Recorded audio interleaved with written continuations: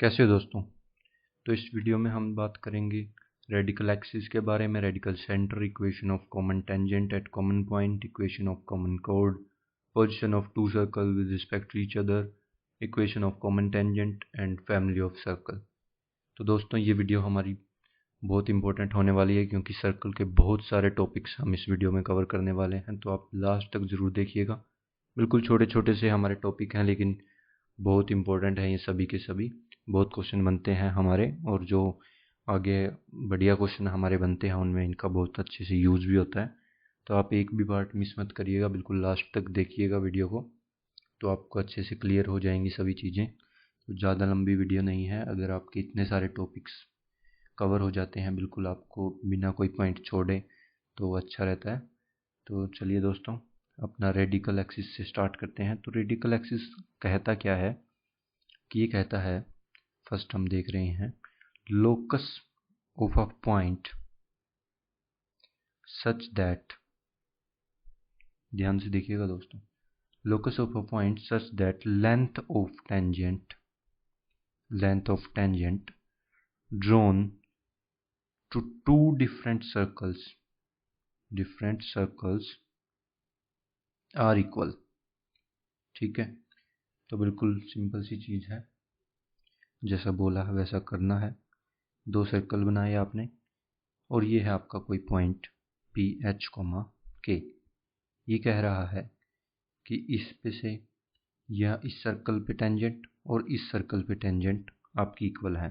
तो ये मान लीजिए T1 है, ये T2 है, ये आपका सर्कल है S1 इज इक्वल्स टू 0, ये है S2 इज इक्वल्स टू 0।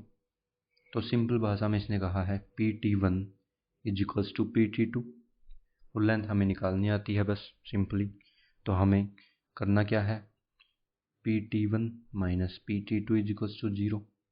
तो हम लिख सकते हैं S1 minus S2 is equals to 0। पिछली वीडियो में मैंने आपको लेंथ निकालना बता दिया था, तो वहाँ से आप अगर वो आपने वीडियो नहीं देखी तो उसको ज़रूर देखें। तो ये हमारी निकल के आ जाएगी जी स्ट्रेट लाइन।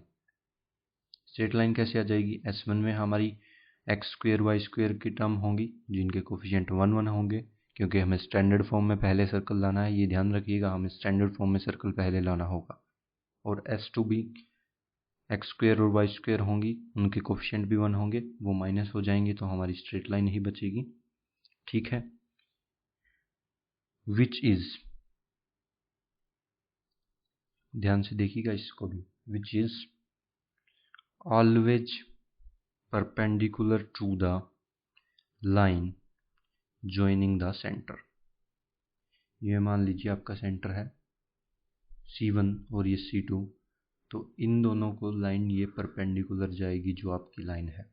ठीक है, ये हमेशा आपकी होगी। अब यहाँ पर एक और पॉइंट छोटा सा जो आप याद रखेंगे वो है कि if R1 is equals to आपका R2 के बराबर हो जाए तो then radical axis become angle bisector of line joining C1 C2। ठीक है जी, ये बात आप छोटी सी ध्यान रखेंगे, बहुत सारे क्वेश्चनों में आपकी यूज़ हो सकती है। अब बात कर लेते हैं हम रेडिकल सेंटर के बारे में थोड़ी सी। ये भी बिल्कुल सिंपल सी चीज़ है। इसमें क्या कह रहा है, तीन circle with non collinear centre. ठीक है, a point such that length of 3 tangents on the circles are equal। उसमें 2 थे, यहाँ पर 3 हो गए हैं एक ही पॉइंट से। ठीक है, तो जो ये हमारा पॉइंट होगा ये इन तीनों सर्कल का रेडिकल सेंटर हो जाएगा। ये 3 सर्कल कुछ इस प्रकार है हमारे।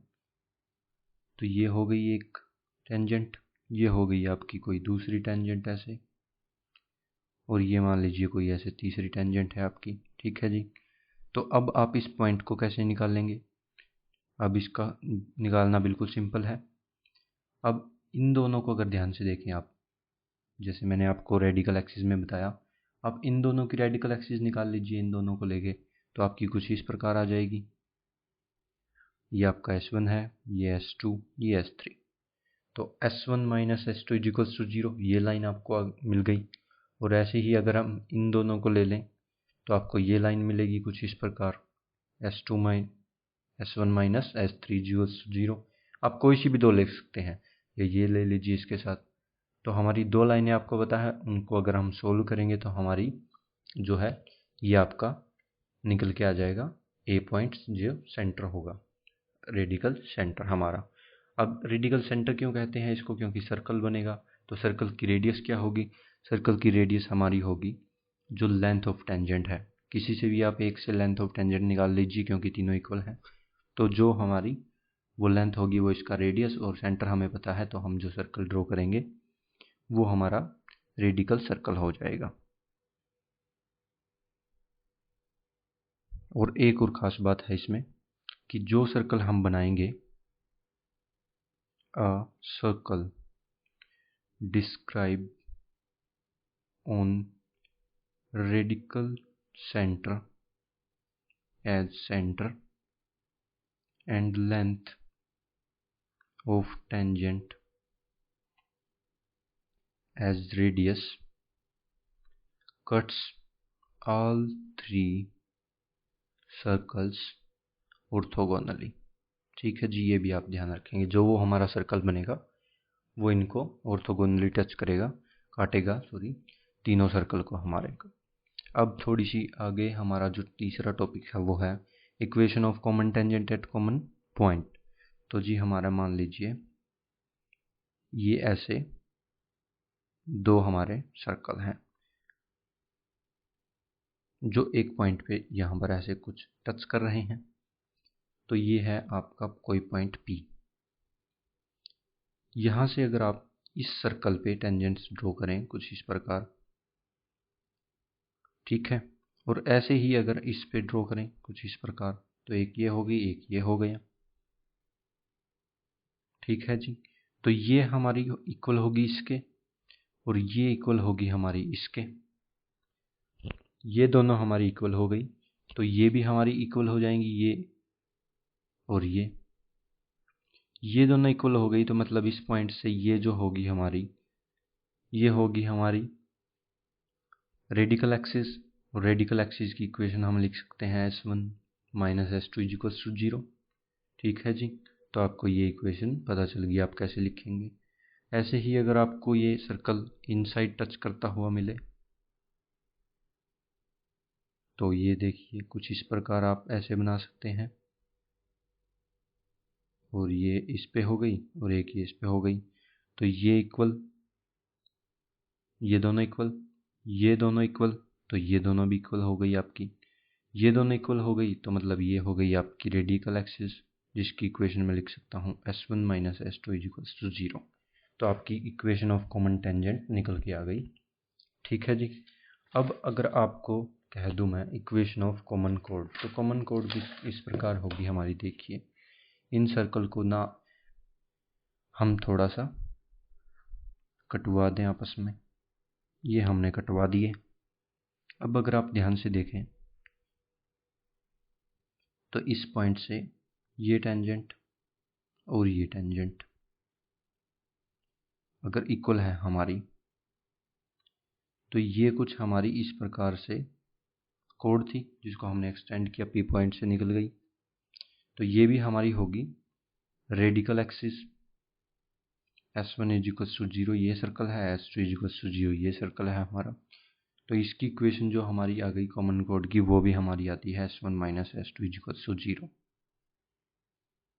ठीक है जी, अब बात करते हैं हम, ये आप ध्यान रखेंगे थोड़ी सी, ये बहुत इंपॉर्टेंट है, काम आएगी आपके आगे, इक्वेशन ऑफ कॉमन कोड। अब देखते हैं position of two circle with respect to each other. ठीक है जी, दो सर्कल आपको कुछ इस प्रकार दे दिए। मान लीजिए एक सर्कल आपका ऐसे है, एक सर्कल आपका ऐसे है। ये है आपका K1, ये है आपका K2 सेंटर्स, और ये हमारी कोई लाइन है नॉन इंटरसेक्टिंग एक्सटर्नली। तो इस केस में क्या होगा, हमारा K1 K2 के जो बीच का डिस्टेंस है वो ज़्यादा होगा R1 प्लस R2 से। ये आपका R1 है और ये है आपका R2, इसका रेडियस। तो इधर हमारा अगर मैं S1 minus S2 equals to 0 लगाऊँ, वो हमारा क्या देगा, रेडिकल एक्सिस देगा जी। और अगर मैं बात करूँ नंबर ऑफ कॉमन टेंजेंट्स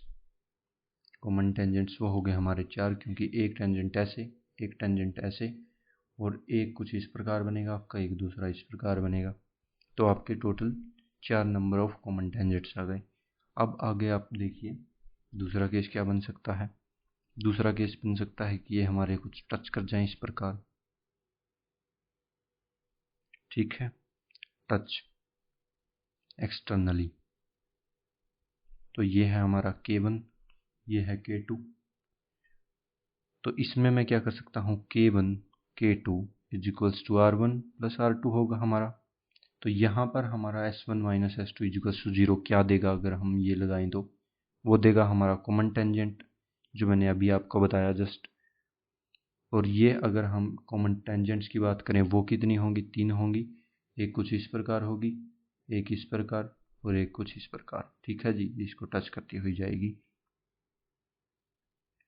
अब अगर तीसरे केस के बारे में बात करें, तीसरा केस कुछ ऐसे हो सकता है हमारा।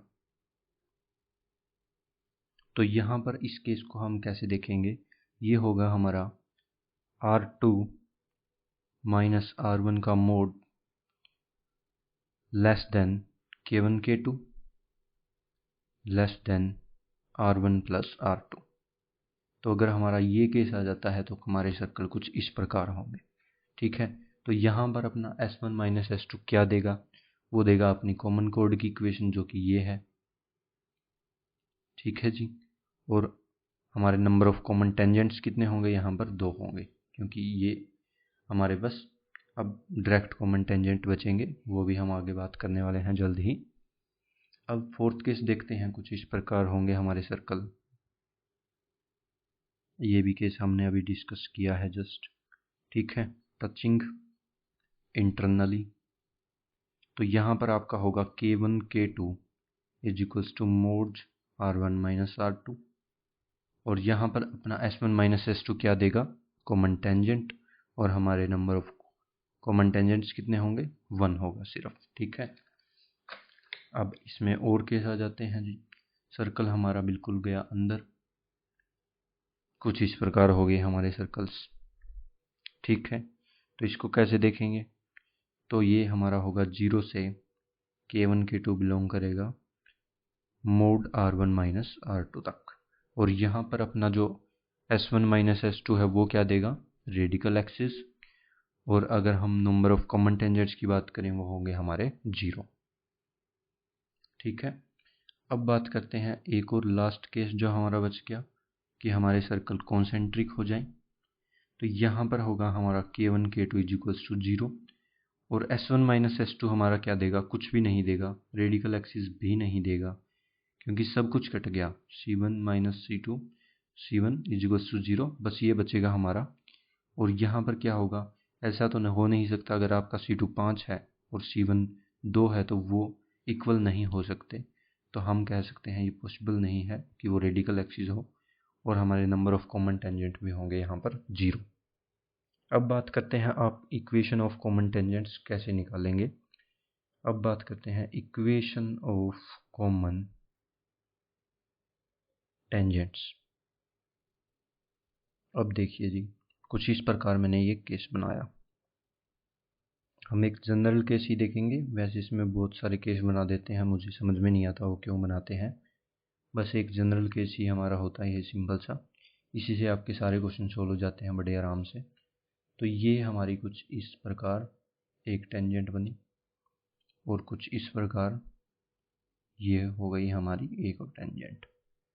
ये हो गई हमारी एक्सटर्नली, इनको कहते हैं हम DCT, डायरेक्ट कॉमन टेंजेंट।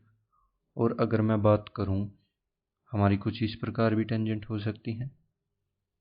ये हो गई जी कुछ इस प्रकार। ये हो गई हमारी इनडायरेक्ट कॉमन टेंजेंट, जिसको हम कहते हैं ट्रांसवर्स कॉमन टेंजेंट, ठीक है।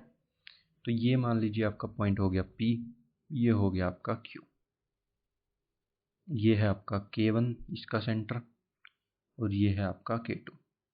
ये जो हमारे हैं K2 P1, ये है K1 और ये Q, ये सभी हमारे एक ही लाइन पे लाई करते हैं।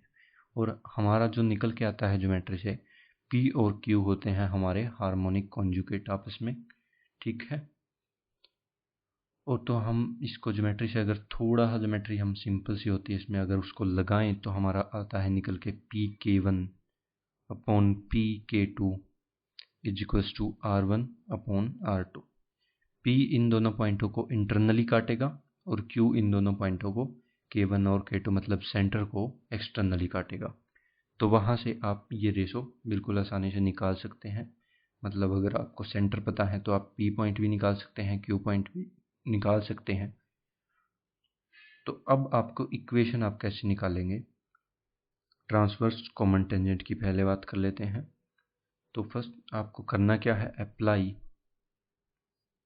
Internal section formula and find point P आपने निकाल लिया बड़े आराम से। और फिर आप P आपको पता है तो आप इसकी इक्वेशन स्लोप आप m मान लीजिए और वहां से उसकी इक्वेशन लिख दीजिए। आपने इक्वेशन लिख दी, इक्वेशन आपकी आ गई। फिर उसके बाद जो हमारी टेंजेंट की प्रॉपर्टी होती है C, जो हमारी ये डिस्टेंस है P मान लीजिए, perpendicular distance is equals to R, radius के बराबर हो जाएगी। तो वहाँ से हमारी m की जो इक्वेशन को अगर हम सोल्व करेंगे तो वहाँ से हमारी m की वैल्यू आ जाएंगी। तो डायरेक्ट आपकी इक्वेशंस आ जाएंगी यहाँ से निकल के। क्वेश्चन हम करेंगे, चिंता मत करो आप, तो आपको उससे अच्छे से क्लियर होंगी। सेकंड की अगर हम बात करें DCT की, अपनी DCT, ठीक है, एक्सटर्नल सेक्शन फॉर्मूला हम लगाएंगे सिंपली इसमें एंड फाइंड Q, ठीक है जी। Q आप निकाल लेंगे और फिर ऐसे ही आपने इक्वेशन लिख दी, आप m मानेंगे, y माइनस y1 Q आपको पता है is equals to m x minus x1, ठीक है। यहाँ से आपकी इक्वेशन आ गई। फिर आप करेंगे P is equals to R, किसी भी सर्कल से आप कर दीजिएगा। P is equals to R आपने किया, बस सेंटर उसी का ले लेना जिस सर्कल को आप R के इक्वल करो। ये नहीं होना चाहिए कि आपने सेंटर तो इसका ले लिया और रेडियस इसका ले लिया, परपेंडिकुलर इससे गिरा रहे हैं और रेडियस ये लिख रहे हैं, तो वो थोड़ी गड़बड़ हो जाएगी यहाँ पे। ये बस आपको ध्यान रखना है। P is equals to R करेंगे तो वहाँ से M में हमारी क्वाड्रेटिक बनेगी, वहाँ से आपके दो रूट आ गए तो हमारा ठीक है जी, आ गई इक्वेशन।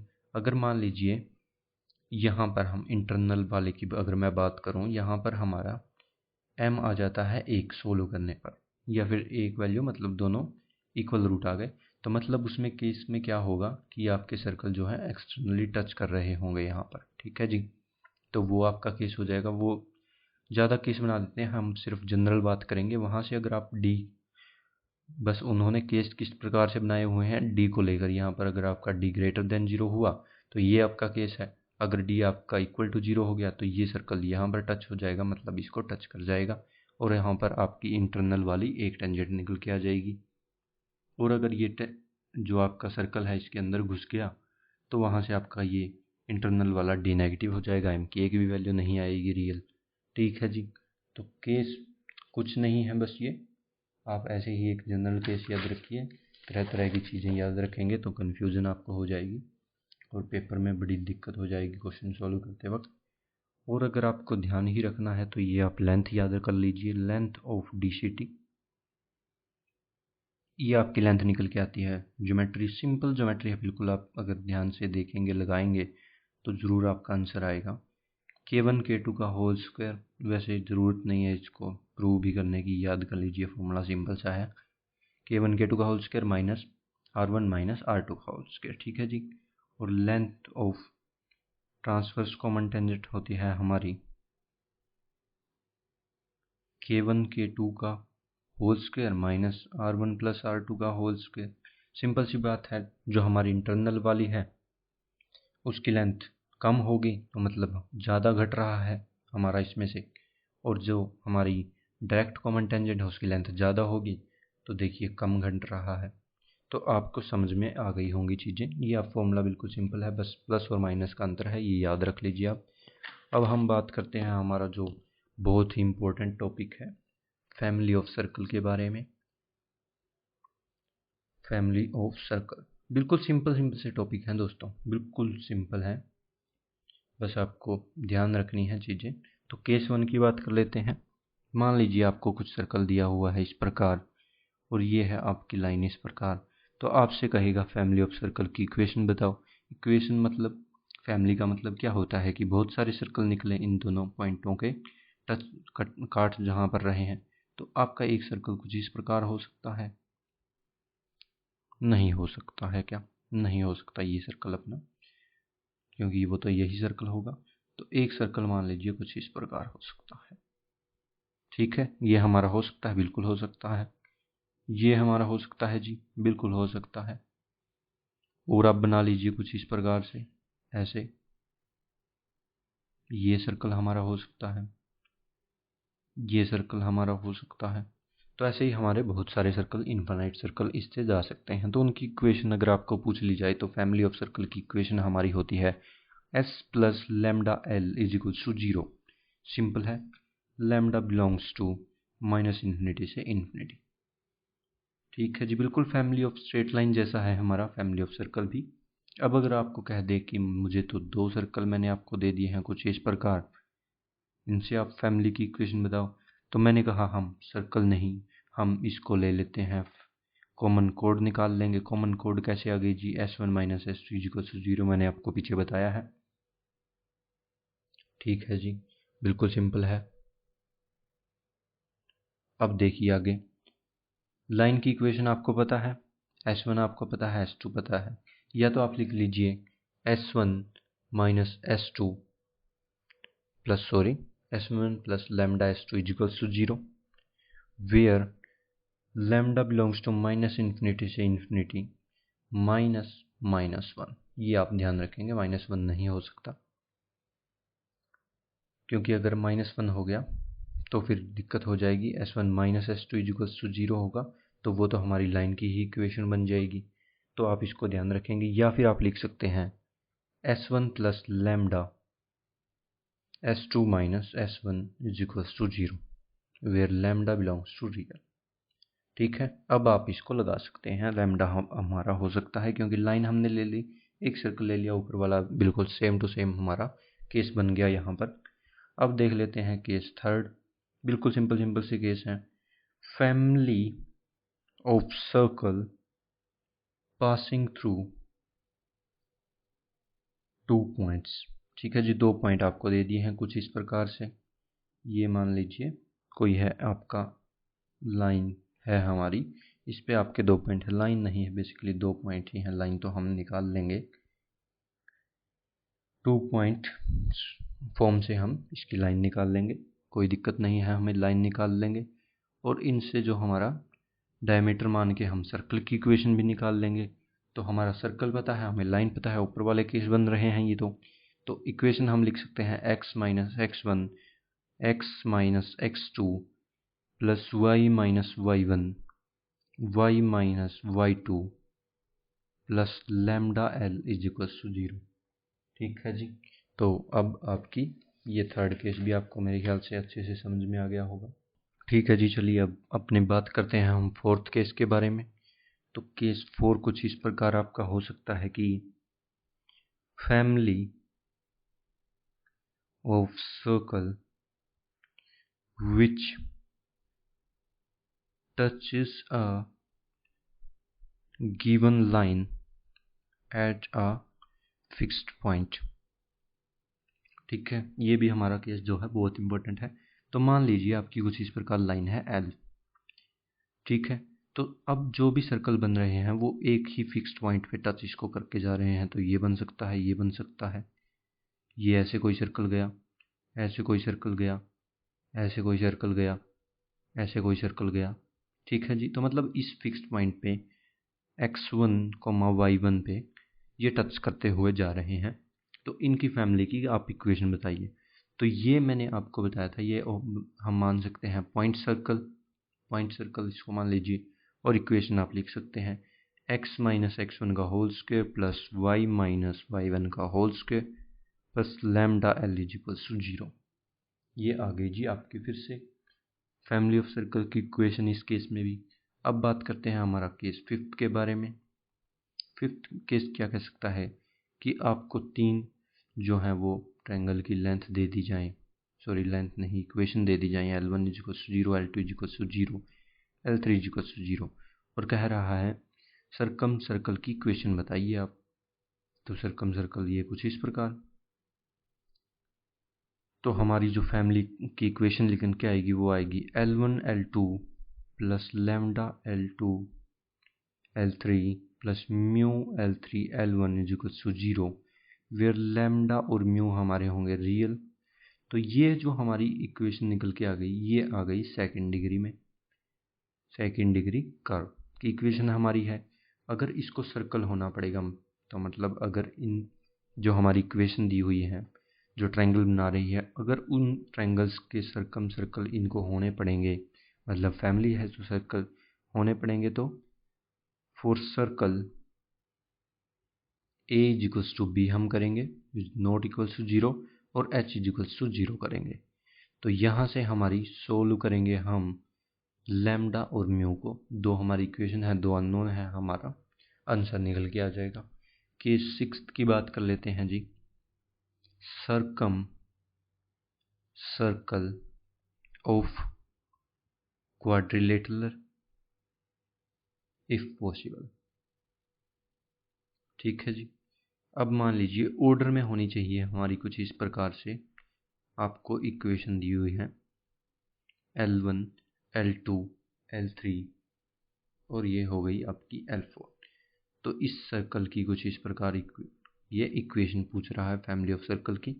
तो हमारी जो फैमिली ऑफ सर्कल की इक्वेशन यहाँ पर निकल के आएगी, आपको चारों की इक्वेशन पता है, तो जो हमारी आती है वो आती है L2 L4 plus lambda L1 L3 is equals to 0। लेकिन सर्कल होने के लिए a is equals to b is not equals to 0, और जो दूसरी कंडीशन है वो h इज इक्वल्स टू 0। यहाँ से लैम्डा कुछ वैल्यू आएंगी, लैम्डा कुछ यहाँ से वैल्यू आएंगी, इन दोनों का इंटरसेक्शन आप लेंगे। ठीक है जी, वो होगा हमारा फाइनल आंसर ऑफ लैम्डा। ठीक है, अगर यहाँ पर फाई आ जाती है, मतलब दोनों का इंटरसेक्शन लेने पर, तो हमारा सरकम सर्कल बन ही नहीं सकता, मतलब वो जो हमारा क्वाड्रिलेटरल बनेगा गिवन लाइन से, वो हमारा जो है वो साइक्लिक क्वाड्रिलेटरल नहीं होगा। ठीक है जी।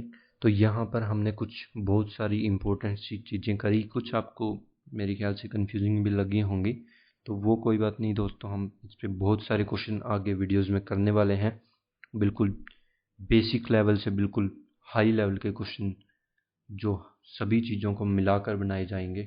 तो ये कुछ बेसिक सी बातें थी, आपको बतानी थी, मैंने इस वीडियो में आपको बताई। मेरे ख्याल से आपको कुछ चीज़ें याद रखनी होंगी, कुछ आपके समझ में आ गई होंगी। तो बस इनसे हम क्वेश्चन जब हम आगे वीडियोस में करेंगे, आपको हर चीज़ क्लियर हो जाएगी।